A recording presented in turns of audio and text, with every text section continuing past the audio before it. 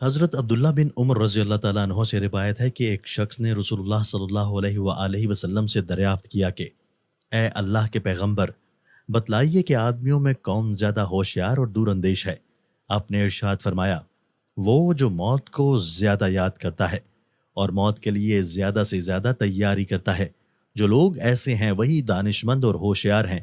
انہوں نے دنیا کی عزت بھی حاصل کی اور آخرت کا اعزاز و اکرام بھی۔ تشریح: جب یہ حقیقت ہے کہ اصل زندگی آخرت ہی کی زندگی ہے جس کے لیے کبھی فنا نہیں، تو اس میں کیا شبہ کہ دانشمند اور دور اندیش اللہ کے وہی بندے ہیں جو ہمیشہ موت کو پیش نظر رکھ کر اس کی تیاری کرتے رہتے ہیں، اور اس کے برعکس وہ لوگ بڑے ناعاقبت اندیش اور احمق ہیں جنہیں اپنے مرنے کا تو پورا یقین ہے، لیکن وہ اس سے اور اس کی تیاریوں سے غافل رہ کر دنیا کی لذتوں میں مصروف اور منہمک رہتے ہیں۔